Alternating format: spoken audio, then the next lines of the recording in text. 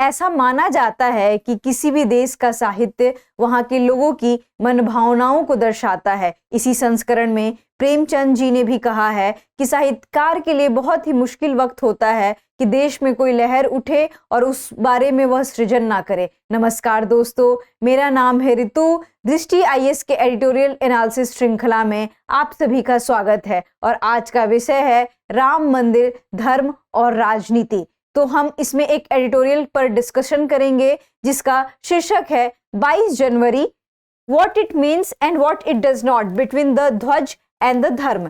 और इस एडिटोरियल के लेखक हैं प्रताप भानु मेहता। तो हम आते हैं रूपरेखा की ओर,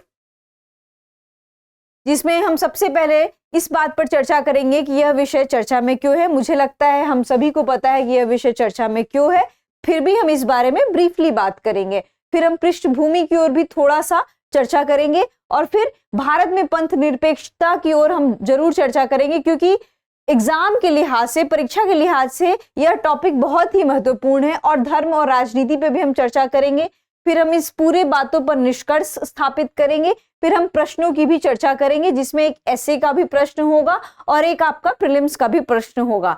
तो हम आते हैं रूपरेखा की ओर और इसके पहले इंट्रोडक्शन की ओर कि यह टॉपिक चर्चा में क्यों है। तो आप सभी को पता है कि आज का दिन है 22 जनवरी और इस दिन भारत के अयोध्या में राम मंदिर में रामलला की मूर्ति में प्राण प्रतिष्ठा को डाला गया है। इसी वजह से यह टॉपिक चर्चा में है।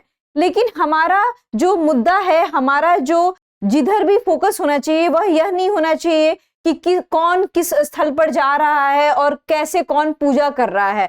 आपको एक परीक्षा के लिहाज से इस टॉपिक को समझना है कि आपके परीक्षा में यह टॉपिक कितना भी महत्वपूर्ण हो सकता है और इसके सामाजिक आर्थिक पहलुओं को हमें देखना है। तो इसलिए हम सभी जानते हैं कि यह चर्चा में क्यों है। अब हम आते हैं पृष्ठभूमि की ओर। तो इसका पृष्ठभूमि क्या है? तो पृष्ठभूमि यह है कि यह मंदिर जो का जब चर्चा हुआ था तो मस्जिद बनने के 300-350 साल बाद इस मंदिर पे डिबेट और विवाद का स्थिति उत्पन्न हुआ। तो इसका हम जब हिस्ट्री और इतिहास को ट्रेस करेंगे तो 528 में हम जानते हैं कि बाबर का एक सूबेदार था मीर बाकी, जिन्होंने एक मस्जिद बनवाया था और जिसका नाम था बाबरी मस्जिद। यह बात इतिहास में सुनिश्चित नहीं किया जा सकता है कि बाबर की इसमें कितनी सहमति थी और वह बाबर की मर्जी से बना था कि नहीं बना था, बाबर कितना उत्सुक था। हमारा इस पे फोकस नहीं होना चाहिए। हमारा फोकस होना चाहिए कि कौन से समय में कौन सा टॉपिक इंपॉर्टेंट है। तो इसलिए 528 का हम यहाँ पे चर्चा करते हैं। उसके बाद हम देखते हैं कि लगभग 19वीं शताब्दी में इस पर विवाद शुरू होता है कि जहां पर मस्जिद बनाया गया है वहीं पे रामलला का जन्म हुआ था और वह जो स्थान है वह हिंदुओं का स्थान है। इस वजह से इस पर विवाद उत्पन्न होता है। 1885 में भी मुकदमे दायर किए गए।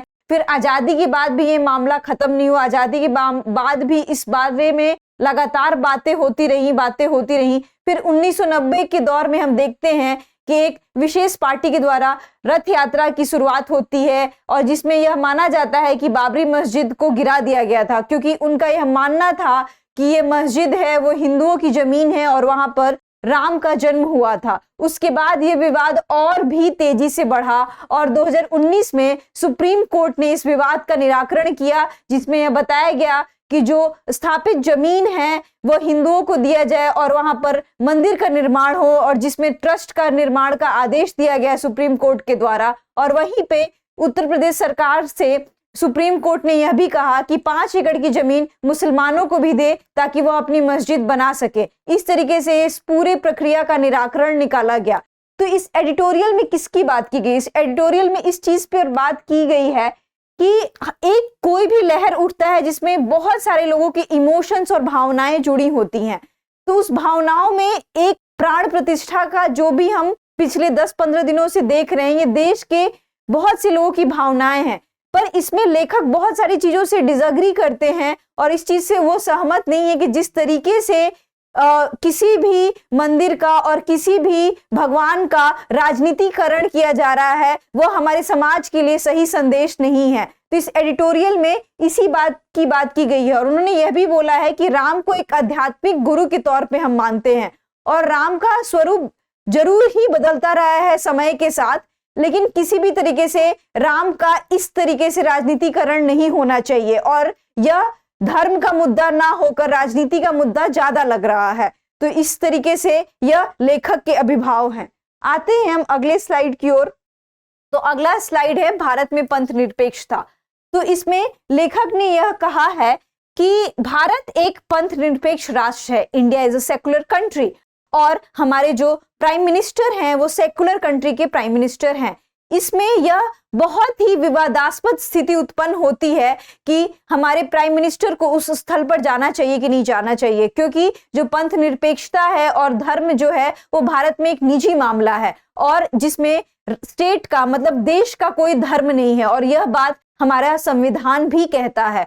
तो इस बारे में बहुत ही विवाद उत्पन्न हो रहे हैं, सोशल मीडिया से लेकर मेन स्ट्रीम मीडिया में भी इस बारे में बात हो रही है। कुछ लोग कह रहे हैं कि प्रधानमंत्री के तौर पर उनका वहां पर रहना उचित नहीं है, और कुछ लोग का यह मानना है क्योंकि प्रधानमंत्री के भी एक अपने व्यक्तिगत विचार हो सकते हैं, उनकी व्यक्तिगत धारणाएं हो सकती हैं, उनकी व्यक्तिगत आस्थाएं हो सकती है, तो वह उस तौर पर वहां पर मौजूद रह सकते हैं। तो इस तरीके के डिबेट्स एंड डिस्कशन हो रहे हैं, लेकिन हमारा मेन मुद्दा इन सारे एडिटोरियल से क्या निकलता है कि भारत में पंथ निरपेक्षता क्या हमारे संविधान में है, अगर है तो किस अनुच्छेद में है। तो हमें एस्पिरेंट के तौर पर इस बातों पर ध्यान देना चाहिए कि भारत में पंथ निरपेक्षता की स्थिति क्या है और वह कहां तक पालन होता है। तो हम आते हैं इसके संविधानात्मक पक्ष की ओर। तो इसमें भारतीय परिप्रेक्ष्य में संविधान के निर्माण के समय से ही हम धर्मनिरपेक्षता पर फोकस करते हुए आए हैं, लेकिन 1976 में जिसको मिनी कॉन्स्टिट्यूशन ऑफ इंडिया कहा जाता है, तो उसमें हम ये देखते हैं कि भारत के संविधान में पंथ निरपेक्ष शब्द को जोड़ दिया गया है और इस बात को एक्सप्लिसिट कर दिया गया है कि भारत एक पंथ निरपेक्ष राष्ट्र है। तो यह एक संविधानात्मक पक्ष की ओर जाते हैं और संवैधानिक तौर पे हम इसको देखते हैं। तो 1976 में एक संविधान संशोधन अधिनियम के तौर पर हम देखते हैं कि पंथ निरपेक्षता शब्द को जोड़ा गया था। लेकिन भारत में पंथ निरपेक्षता का मतलब क्या है? तो भारत में पंथ निरपेक्षता का मतलब यह है कि यहाँ पे जो भी देश हैं और सरकारें हैं उनका धर्म के प्रति जो विचार होगा तटस्थ होगा। इट मीन्स कि कंट्री हैज नो रिलीजन और country never endorse any religion. पर इसका मतलब ये है कि देश का कोई अपना धर्म नहीं है, पर वह किसी भी धर्म से नफरत नहीं करता है। वो सारे धर्म का इक्वल इंपॉर्टेंस दे रहे हैं और सारे धर्म को एक ही बराबर वो ट्रीट कर रहे हैं। तो भारत में पंथ निरपेक्षता और धर्मनिरपेक्षता का यह मायने हैं। यह मायने अलग अलग देशों में अलग अलग तरीके से लिया जाता है, लेकिन क्योंकि हम भारतीय परिप्रेक्ष्य में बात कर रहे हैं तो हम भारत में पंथ निरपेक्षता का मतलब यही समझते हैं कि भारत में देश का कोई धर्म नहीं है, लोगों की अपनी व्यक्तिगत आस्थाएं हो सकती हैं और भारत में वो इंसान भी एक्सेप्टेबल है जो किसी भी धर्म को नहीं मानता है। इट मीन्स कि वो नास्तिक है। तो इस तरीके से भारत का पंथ निरपेक्षता यह कहता है। अब हम आते हैं कि भारत का जो संविधान है वह क्या किसी भी विशेष धर्म से जुड़ा हुआ है? तो जैसा कि हम सभी जानते हैं कि आजादी के बाद भी जो संविधान हमारे बीच में लागू हुआ था 1949 में, उस समय भी भारत ने किसी भी धर्म को आगे बढ़ावा नहीं दिया और आज भी बढ़ावा नहीं दिया है। तो संवैधानिक तौर पे भारत किसी भी धर्म का अभिवादन नहीं करता है और वह सारे धर्म को इक्वली ट्रीट करता है। आते हैं हम अगले स्लाइड की ओर। अगला स्लाइड है धर्म और राजनीति। तो इसमें हम सबसे पहले एक टर्म को डिस्कस करेंगे जो कि लेखक ने डिस्कस किया है, धर्मध्वजी। और इस धर्मध्वजी के बारे में लेखक ने ये कहा है कि धर्मध्वजी कहा है। उन्होंने एक महाभारत के उल्लेख का उदाहरण किया है और उन्होंने महाभारत के तौर पर यह कहा है कि महाभारत में यह बात लिखा गया है कि धर्मध्वजी वो होते हैं जिनको एक्चुअल आस्था से और वास्तविक आस्था से कोई मतलब नहीं है। वह धर्म को इस तरीके से नहीं मानते हैं कि उनकी वाकई आस्था है भगवान में। वह धर्म को एक दिखावे के तौर पर मानते हैं जिसका वो झंडा फहराते हैं। और लेखक ने इस बात का उदाहरण भी किया है और उद्धृत भी किया है कि जिस तरीके से आज हम धर्म के नाम पर एक राजनीतिकीकरण कर रहे हैं और झंडा लेकर, धर्म का झंडा लेकर एक उसको राजनीतिक मुद्दा बना रहे हैं, उसको उन्होंने एक धर्मध्वजी का टैग दिया है और टाइटल दिया है। तो अगर हम इस टर्म्स को समझते हैं तो आपके निबंध में और आपके मेंस क्वेश्चन में इस तरह के आप टर्म्स यूज कर सकते हैं कि जो भारत की पंथ निरपेक्षता धर्मनिरपेक्षता है उसमें धर्मध्वजियों का कोई रोल नहीं है और हमें कभी भी धर्मध्वजी नहीं बनना चाहिए जो किसी भी धर्म का अभिवादन ना करके उसका राजनीतिकरण करे और आडंबर दिखावे पर ज्यादा यकीन करे। तो इस पूरे पैराग्राफ का सारांश यही है कि जो हमारा भगवान के प्रति आस्था है उसमें पावर और पॉलिटिक्स का रोल नहीं होना चाहिए। अब हम आते हैं कि धर्म और राजनीति के बारे में महात्मा गांधी के क्या विचार है, बिकॉज ये ऐसे पेपर के लिए बहुत ही इंपॉर्टेंट है। अगर आप ऐसे पेपर महात्मा गांधी के विचारों से शुरुआत करते हो या कौटिल्य के विचारों से शुरुआत करते हैं तो आपका जो निबंध होगा बहुत ही सुंदर दिखेगा। तो महात्मा गांधी ने बोला है कि राजनीति में धर्म का होना अनिवार्य है, और उनके ये कथन है कि धर्म विहीन राजनीति को महात्मा गांधी ने 7 पापों में से एक पाप माना है।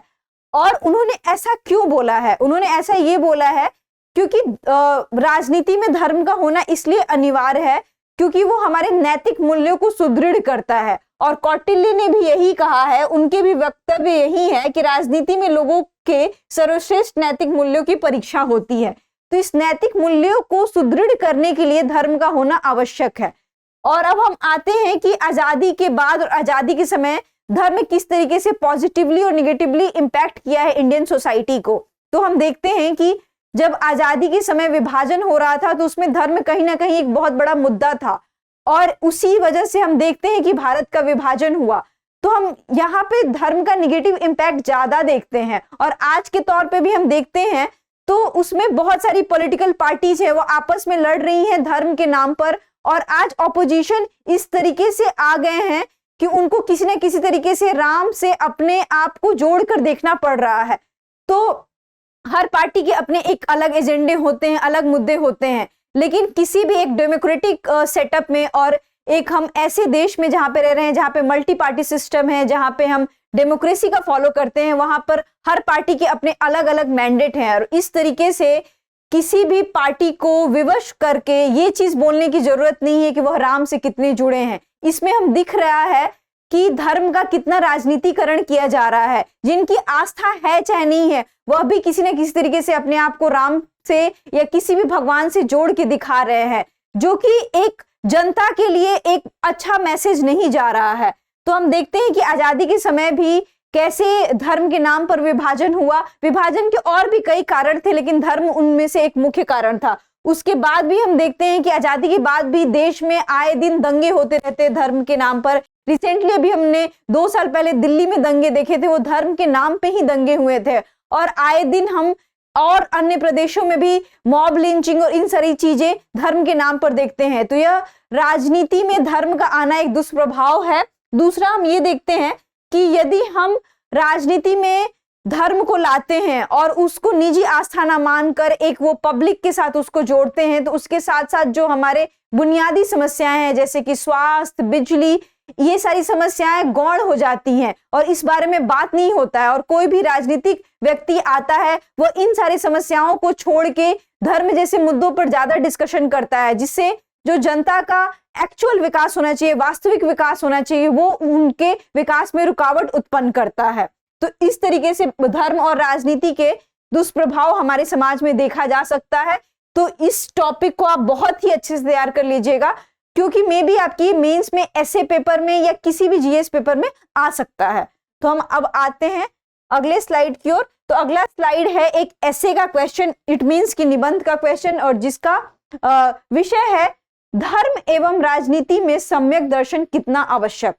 तो जैसा कि अभी मैंने आपसे कहा है कि यदि आप किसी भी ऐसे पेपर को महात्मा गांधी या किसी भी पर्सन के कोट से स्टार्ट करते हैं तो आपका ऐसे बहुत ही अच्छा दिखेगा।